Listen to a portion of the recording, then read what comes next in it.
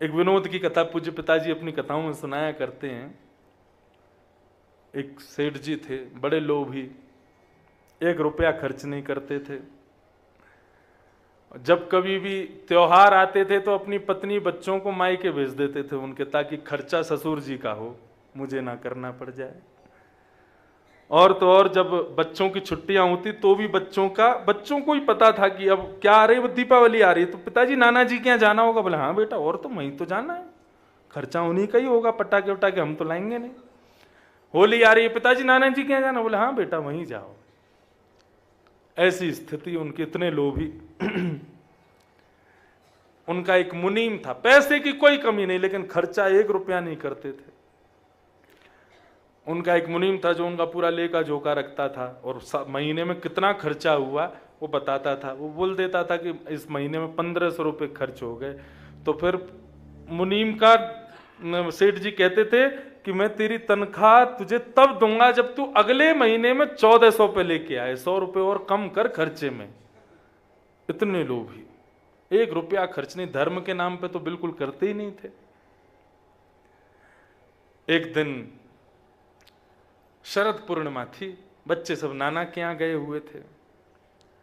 तो मुनीम जी सेठ जी से बोले, सेठ जी आज घर में हम और आप हैं, रोज घिया तोरई बनती है, छिलका वाली दाल बनती है, खा खा के थोड़ा मन भर गया है, आपकी आज्ञा हो तो आज कुछ बढ़िया बना लें। और पिछले महीने के हिसाब से खर्चा भी आपका 1200 पे आ गया है, 300 रुपया फायदे में चल रहे हो आप, कुछ बढ़िया बना लेते हैं। और क्या बनाओगे? बोले खीर बनाते हैं आज। बोले ठीक है बनाओ, तैयारी करो।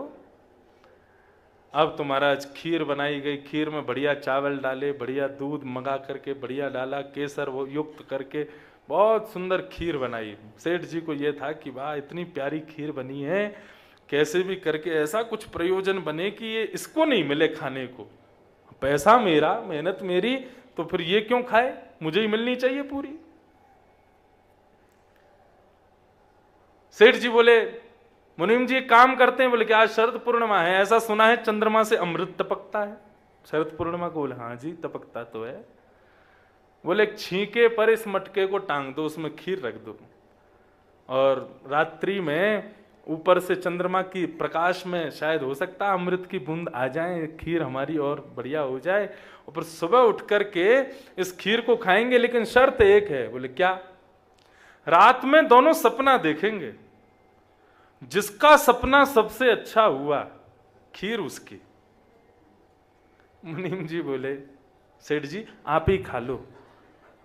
मैं क्या, मुझे सपने अपने नहीं आते। वो नहीं नहीं नहीं, बिल्कुल नियम तो नियम है, उसी हिसाब से खाएंगे। सपना देखना पड़ेगा रात में अच्छा वाला, जिसका अच्छा सपना होगा वो सवेरे खीर खाएगा। मुनीम जी बोले प्रभु क्यों जिद कर रहे हो, मैं कुछ और देख लूंगा, मैं तो, मुझे जरूरत भी नहीं, आप खा लो पूरी। देखो मैं ना बहुत नियम का पक्का हूं, हिसाब से दूंगा तुमको, तुम्हारा सपना अच्छा हुआ तुमको मिलेगी, लेकिन मेरी हुई तो मेरे को मिलेगी। मुनीम जी बोले ठीक है, तो फिर रात में यही होने दो। रात में सेठ जी सो गए, मुनीम भी अपने कमरे में चला गया। मुनीम ने रात में सोचा, बोले खीर तो मिलनी नहीं है सवेरे, क्योंकि सेठ जी इतना ऊंचा सपना देख के आएंगे जो मेरी सोच से भी परे हो, खीर तो मिलनी नहीं है, तो क्या करें? तो बोले अब जो होगा सो सवेरे देखेंगे, खीर खा जाओ रात में। और मुनीम उठ करके गया, छींके से खीर उतारी, पूरी खीर खा गया, और खीर खा करके बिल्कुल चाट करके एक बूंद नहीं छोड़ी, उसको बर्तन को धो धा के बिल्कुल एक दाना उसमें ना रह जाए, और यथावत जहां टंगा था वहीं रख करके मुनीम सो गया। अब सुबह जो होगा सो देखा जाएगा। प्रातःकाल सुबह हुई, स्नान करके दोनों बैठ गए। छींके पे अभी खीर टंगी है ऊपर। मुनीम जी बोले, सेठ जी बोले आओ मुनीम जी बताओ, सपना देखा रात में? बोले अरे सेठ जी मैं क्या बताऊं, मैं तो बहुत बुरा सपना देखा। बोले मेरा बहुत अच्छा था। बोले आपने क्या देखा?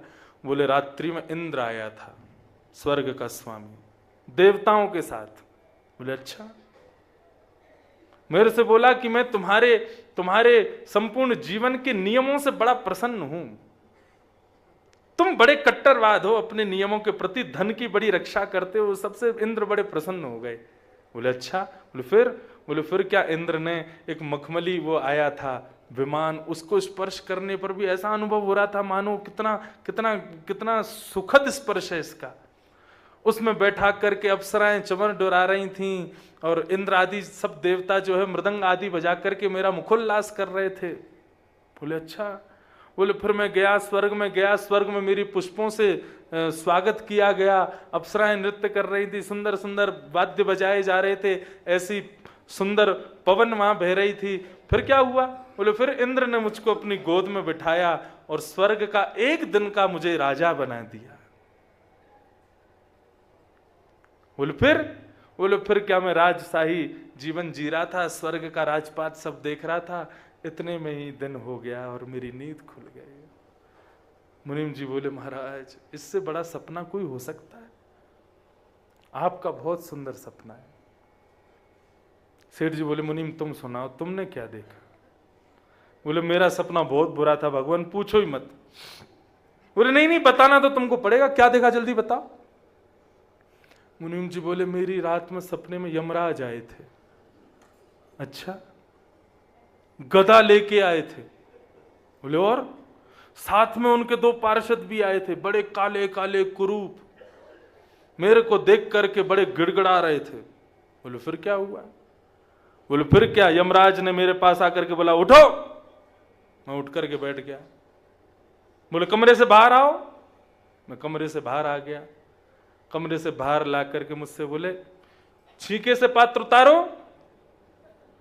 मैंने कहा नहीं नहीं, इसमें खीर है, रात में अमृत उसमें बोलेगा।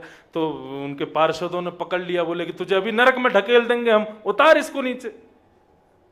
बोले मैंने उसको नीचे उतार लिया। बोले फिर? बोले फिर यमराज गदा दिखाने लगा, बोले इसको खा। सेठ जी बोले फिर?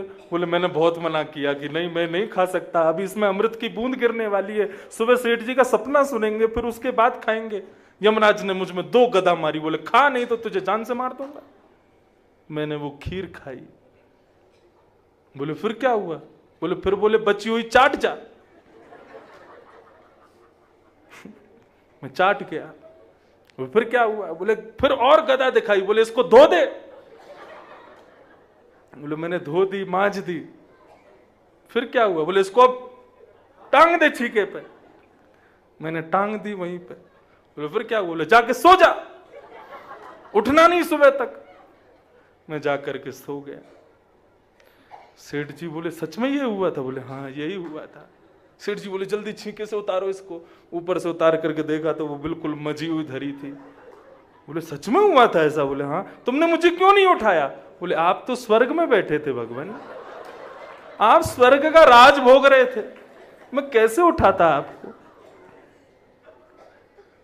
ये है संग्रह वृत्ति लोभ। लोभ पाप को जन्म देता है। इसलिए धन के प्रति पुत्री भाव रखो, वो लक्ष्मी पुत्री मानो या गुरु स्वरूप मानो। देखो पुत्री बड़ी होने पर उसका विवाह किया जाता है और गुरु की सन्निधि में रहने पर गुरु के वचनामृतों का भी प्रचार किया जाता है, उसको दूसरों तक पहुंचाया जाता है। हमारे संप्रदाय में लक्ष्मी गुरु स्वरूपा है, जितना हो सके लोगों तक उसको पहुंचाओ।